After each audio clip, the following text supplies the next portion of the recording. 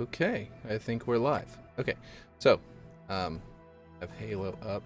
I'm gonna actually keep my camera off today for this first day, and what I'm gonna do is because of the the update came out after my kids are awake, so I'm probably gonna have to get up and take a lot of breaks today. But in the future, I'm gonna be doing it before my kids wake up, so that'll save a lot of time. But anyway, so here we have this is Blender.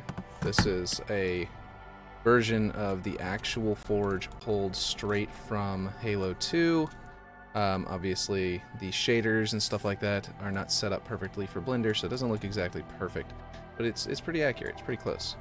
And this is what I'm going to be using as a reference whenever I'm, making it in Forge. So let's go ahead and turn that off. Go to Halo. Now, I have not chosen an initial one. Obviously, we can't do a clip. Well, let's see. Void and Ecliptic are not going to be the ones, or Seafloor.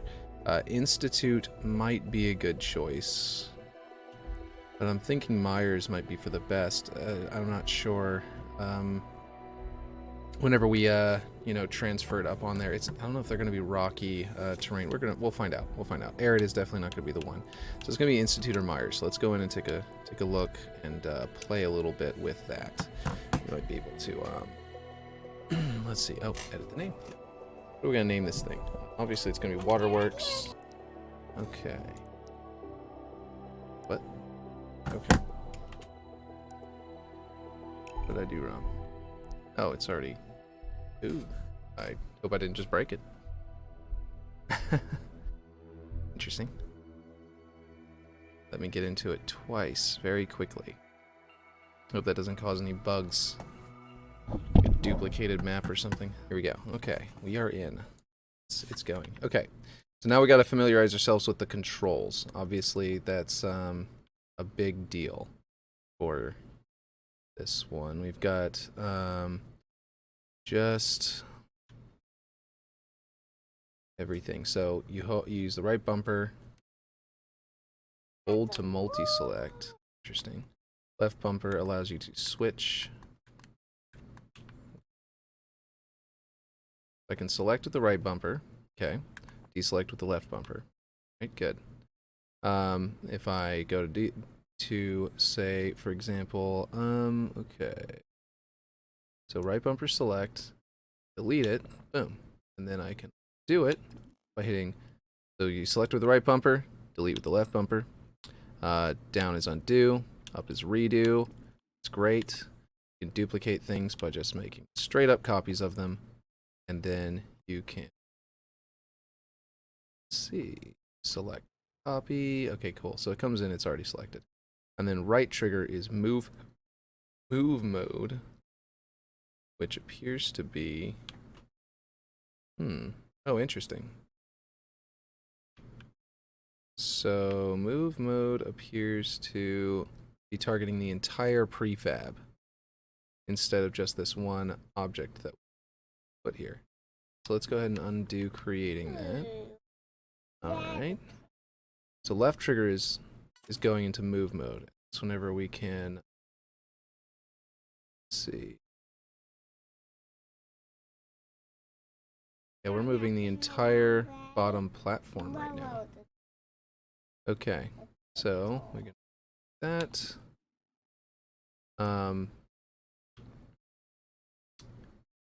So camera up and down, by the way, is just B and A. I wasn't really worrying about that yet. Spartan test is hop in like this and turn to it. Okay. Trigger, hold to boost to go fast.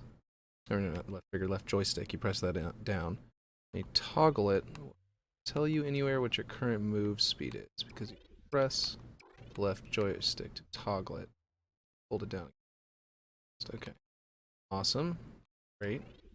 So you can do precision movements versus very fast movements. Okay. All right. So X is open Forge menu, and that's going to be where everything is. Prefabs, recents. Okay. Okay. So I obviously don't have any prefabs or recents. Okay, accents. Antennas, booster antenna, for example. Okay, that's an interesting shape. That's going to be really useful. Let's see. We've got a lot of really good stuff. Like, a lot of really good stuff in here.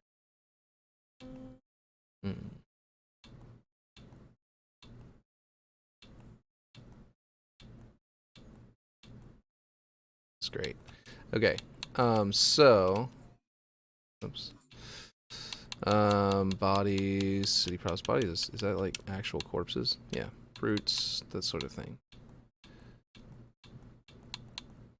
So those will be interesting. Do they have one of them just like standing up, I wonder? Obviously, you know, you'd expect them all to be dead, but there are ways that you can use that.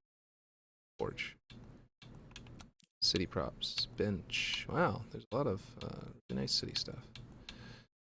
So this could be really useful for making Mombasa streets, which is one of the maps I made for Reach. I'm gonna move my controller a little lower down so it doesn't noise the microphone. I'm sure it's picking up something. Let's see. Yeah, okay. So we're just looking through nonsense. Here we go. Select an object to see its properties. Okay, so if we go down here, and we open that up now, we got object properties. Object mode, static, size, awesome, all this stuff. Okay. Folders. Oh, that's much better than the way it was. Or I remember them talking about this. I remember them showing this off a little bit. But I did not have a full understanding of what this was going to be like, and I like this a lot. Wow, King of the Hill, capture the flag, oddball, stockpile, strongholds. Okay, well, on bots. So that's all interesting. Map options. Okay, so we can go ahead and change the intensity of the sunlight very easily. Change the direction of the sun. That's going to be really important for Waterworks, especially. We're obviously getting ready to do that. Let's take a look at the actual sun as we do that. Okay, that's actually the... Okay, so that's like seasonal. And then this is the actual... It's going to be really important for Waterworks, like I was saying, because there are skylights. Yeah. Pause this for a moment and jump back over to the Blender. So just so you are aware... Let's see, where'd I put my roof? There we go. Boom. So this is it with the roof on. This is the top of the map, blocking off our vision with the ivy and stuff like that dripping down. So it's got these tunnels that are sources of light.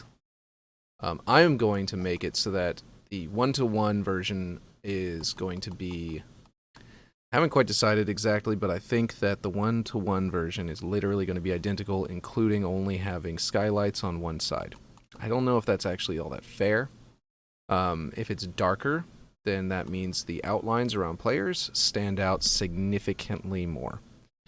So this side of the map will have a massive advantage visually, because for like defense, because you won't be able to sneak into their base practically at all because of all that lighting.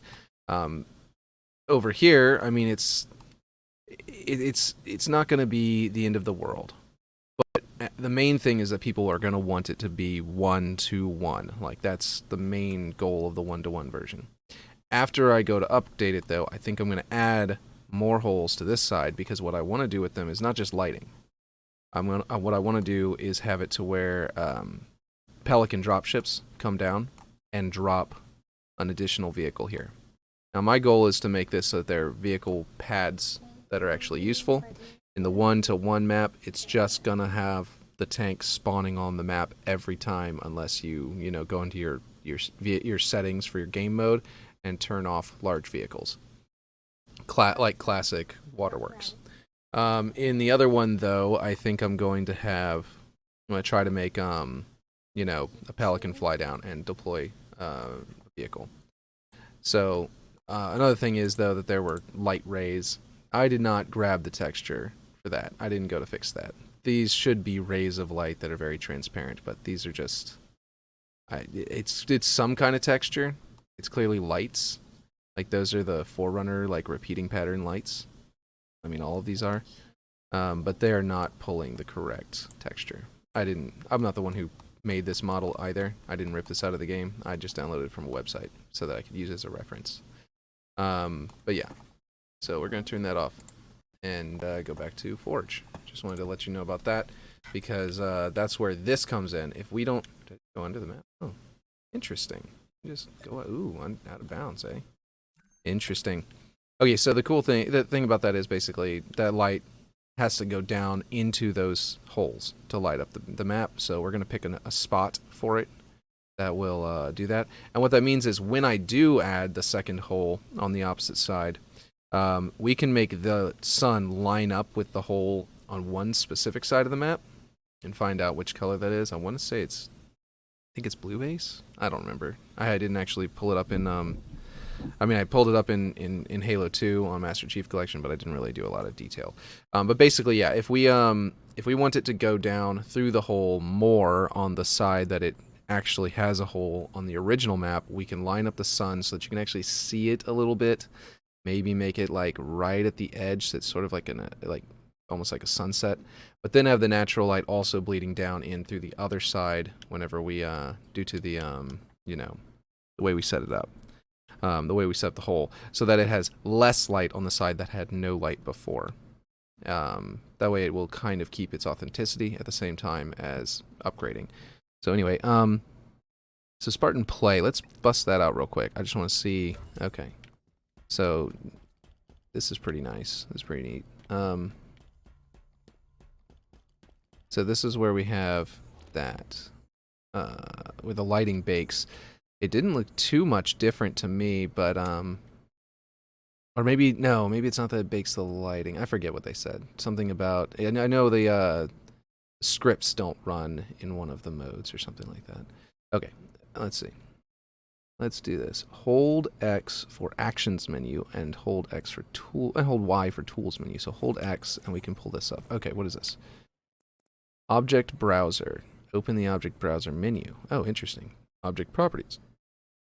Modify the properties of the selected objects. So this is literally just this. Okay, so you can jump straight to where you want to be. So you don't have to open this and then tab, tab, tab. Okay, that's cool. I like that. That'll be faster, I think, in the long term. Node graph. That's for scripting. Build menu. Build data for various map elements. Quick save. Save current map. So build data for various map elements. Light. Build lighting in the map. Dirty data will prevent the map from being published. Oh, interesting. Nav-mesh. Build Nav-mesh data used for bot pathfinding. Dirty data will prevent the map from being published. Interesting. So they're not ready, it looks like, in this current version to publish maps that have bots or lighting or proper lighting. That's really interesting. I didn't expect that, but that's okay. It's a beta. We'll see when that goes live. Hopefully it goes live soon because I'd love to do bots. The important thing is that if you build a nav mesh, you can tick it and then can you tick it back off? Oh, you know what? It probably, I don't know if that means it's going to permanently. I want to be able to test it with the bots, so I'm wondering if you can untick it. I guess we'll figure that out now. Nav mesh, it's ticked off. Audio and reflection volumes. That's for yeah, lighting. Yeah. All right, build selected. Cancel build is B. Cool. You can just cancel a build right in the middle. Interesting. I can.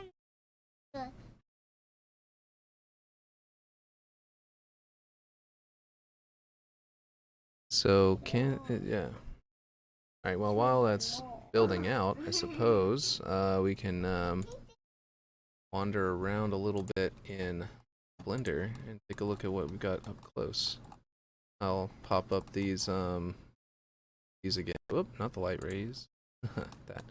So my plan is, whenever I do rebuild it and make the better version, I don't know if I'm gonna cut this off. What I'm gonna do here, I haven't decided exactly how I'm gonna redesign the roof, because what I talked to Max Hoberman about and what I showed him, I wonder if I can just pull that up. Let's see.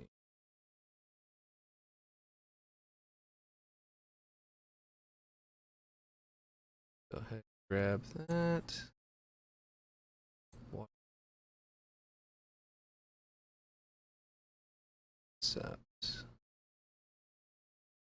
Okay, so this is what I showed to him. I did still have the, you know, this little sort of bunker or sniper tower. Okay, the map just finished with the Nav-mesh. Navigation data is still downloading, though, it says. Here, I'm going to show you what it's doing right now. It says this, navigation data download 30% complete. It's slowly jumping its way up. So anyway, what I've got going on is I don't know if I'm going to chop this one off, but what I do is I put that there and implied that there's a room in there. Not just because I wanted to imply there's a room in there, but I do actually want this here. The thing about it is, though, that, yeah, like I said, mainly because like enemy snipers attacking this base tended to lock down the roof over here. And then, so you'd have to counter snipe them. So you'd have a sniper up here, basically just sitting still, doing nothing except sniping enemies, like just on a pivot. But in here, there's a gun turret. And the gun turret person was always had to run across this gap to jump in that turret. And if the enemy had a sniper, you're not getting in that turret. So the turret was basically useless in this map because the enemy almost always got to mid and got that sniper, on there. But what he was talking about was he's saying that the forward momentum of this map is no good. The defenders, people who are defending their own base, just stay in their base or immediately around it. They may teleport over to grab the rocket launcher from the bridge and then come back, or grab it and then turn around and immediately flank people. But most of the time, you're just sitting in the base. So what that means is defenders never turn into attackers just because they happen to move out to defend their base from a specific target and then had to, after they engage that target and won, they're like, okay, well, now what do I do? I think I'm just going to keep moving and go onto the enemy base. So you don't end up with that flow. You don't end up with any kind of progression. There's no story to the map, essentially. Whenever you respawn, your story is I'm staying still until someone gets within range, and then I'm shooting them, and then I'm sitting still again, and it's boring as hell. But the map itself is fantastic. Whenever you actually are moving through the map, the ambiance and everything is so good that I always loved this map, and a lot of people do. Now, so I'm taking, basically that room was here. I'm removing that room, moving it over here. I'm getting that, the Banshee is going to be farther away. What that means is movement inside your base is going to spread you out more. So if your flag is up here, also with Infinite, the flag moves. So if the flag is here for the first score, it might be up inside here for the final, but it might be down here, it might be up there, and then it might be up there, or something like that. I haven't figured out exactly where I'm going to put the flag, but there are plenty of places. So what I've got going on here is that I moved the hangar bay over here. I connect it to this ramp because this like catwalk. We're gonna jump over to Blender. I'm gonna show you what I did there. So this like path is useless, like for attackers. If you come across this bridge all the way across there and survive enemy snipers and enemy battle rifles and enemies that just, can teleport across to the receiver teleporter that's like right over here. You can't see it on this 3D model. Right over here, you've got your receiver. I think it was here. If I'm not mistaken, it comes in right here. Teleporter receiver.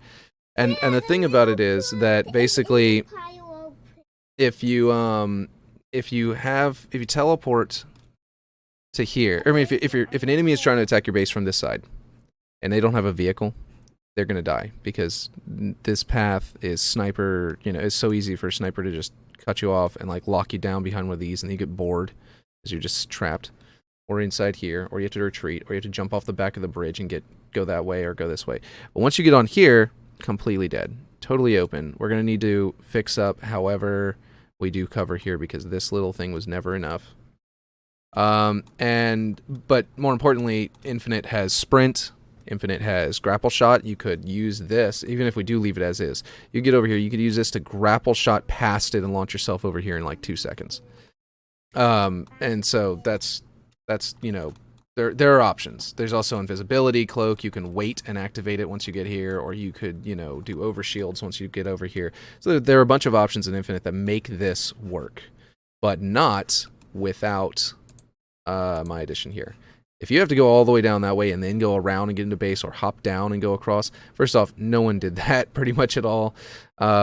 So this path is the main path whenever back in the day.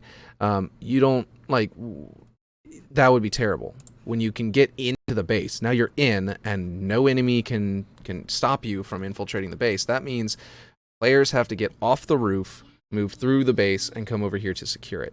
So that's what we're going to set up. Back to this image here, we've got, you know, the hangar bay here. I threw this here. This is just this part of the building. I just photoshopped it on there. Well, actually I use GIMP, but yeah. So you go through this door. There's going to be a room in here, maybe just a hallway, but probably a full-blown room. And that's going to lead into a room here with a stair, like a path going, a stairwell down. So that means the attackers here, once they get in, if you don't cut them off, either in here or in this hallway, they can end up you know, having height advantage on this ramp. Grenades in Infinite, you throw them at a ramp, it bounces up in there. It can be very dangerous for attackers on the high ground, but for the most part, if you're on the high ground, you get headshots easier. And so you're going to end up getting in here, and you're going to be able to secure this room. And once you have this room, the sniper is having to worry about people out here counter-sniping, and they'll be able to attack right out. So I might end up putting like a window up here of some kind that doesn't provide any visual, like you can't be in it and snipe out of it, but you can like jump through it to go down there. So maybe something more like a drop down, or maybe something like a shield wall that you can't shoot through, but you can hop right through. But anyway, the point is that this is what I have in mind for the base for now. I do also have another, where is it? This one. This one's much like smaller scale, like an old image that I just pulled from the internet. I didn't try and like, you know, get a screenshot because this is before I had the Blender file. But anyway, I just expand the base out this way. I was thinking about a man cannon here, and I was thinking about a tunnel going back here to the back of the base instead of just exiting here. I always saw those two rocks there and thought, why does this exist? Was this originally for a teleporter receiver? Was this going to be a tunnel leading back here? I don't know, but something about the original design implied that there should be something here, but there never really was. So I'm going to add it, and I think that what happens in this tunnel, I don't know yet. It might just be a tunnel, but I'm pretty sure I'm going to do something like this gap here is going to be a straight shot that involves a man cannon going this way and a man cannon going this way, so that this distance is not so extreme. I want you to be able to flank it. I want you to be able to get here, poke your head out, decide if it's best to engage this way or if it's best to try and go around. Or if you already know what's going on the map, just go straight this way or straight that way if you're already paying attention. So that's the intention with this. I think I'm probably going to, like I said, I'm going to make it quicker there. But if I don't, then I might do something like leaving it open to be a mongoose run path, but we'll see. I also am thinking that whenever they do cannon across, they won't just be next to each other. They might cannon across to a slight higher area that you'd need like a repulsor or a grapple shot to get up onto otherwise. And so, yeah, that's the plan there. This is all my ideas. I'm going to start foraging for the rest of the time. I might even turn off my mic because my kids are needing help with their schoolwork, and I might pause every now and then for today, just because, like I said, I'm streaming before, I'm streaming after they woke up. I normally am going to be waking up early and streaming ahead of time, just because, you got kids, you got to work around it. So yeah, that's the plan. And if you have any of your own suggestions, your own ideas of how Waterworks needs to be improved, I will definitely consider them. I would take all ideas and really think about them and see if they work with the things I'm doing, or if not, then find a way to make them work. That would be cool. One thing that's always interesting about this map to me is the way that the bases, I mean, the center place is not exactly mirrored. And I think that's going to be a major criticism of it for competitive players, but big team battle, not really that big of a deal. The point is that this is now a grapple shot zone, and so is this. But the shapes are different depending on, you know, which side of the map you're talking about, and that is kind of a big deal. Because, you know, especially if you can get up on top of them. The 1-to-1 version of the map will not have kill zones. I'm going to let you get up there. I'm going to let you screw around however you want. It's going to feel like playing in a Halo 2 map. And where the game is all about exploits like, you know, BXB and nonsense like that. So you're going to exploit the map. You're going to get into the weird nooks and crannies. You're going to be able to use them. In the later version, the updated version, there is no way that it would be considered fair to make it to where this platform with this path going out to having an advantage against that base, right, where it doesn't have one over here, can also have this lower zone where you can get up here and snipe from it.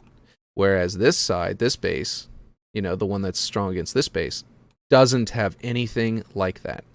So either I'm going to have to add something like that that serves the exact same role, is shaped close enough that it's close enough to perfect.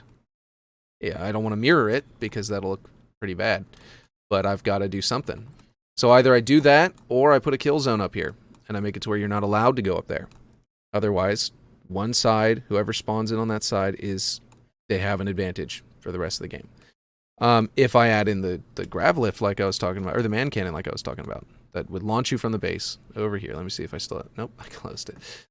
If I add this man cannon, which Max Hoberman, that was the one thing he was a little bit iffy about. So I'm definitely going to play test it. I'm going to find out if it works. If I have a man cannon there, it'll launch you from here onto here.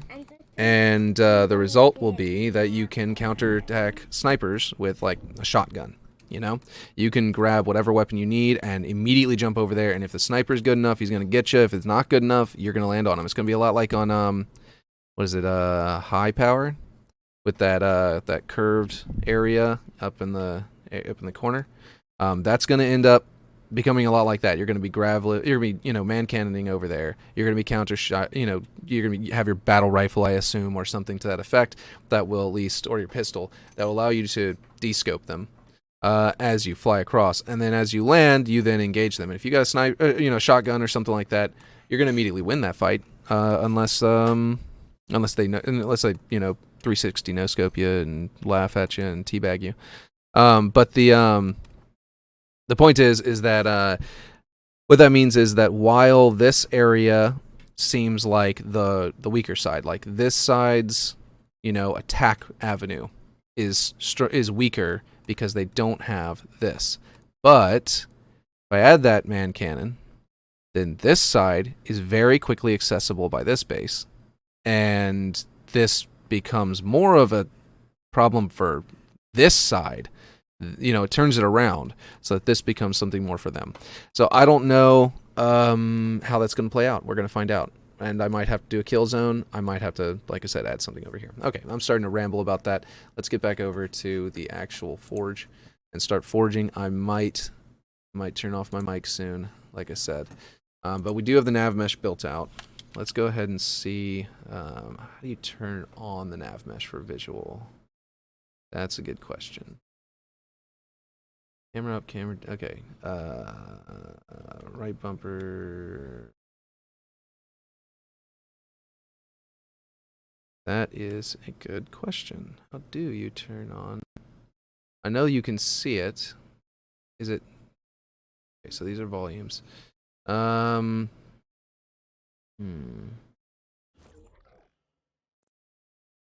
properties, object browser.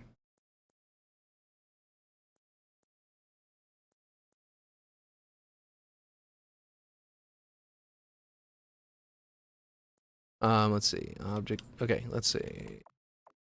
App options. Is there maybe a tool settings?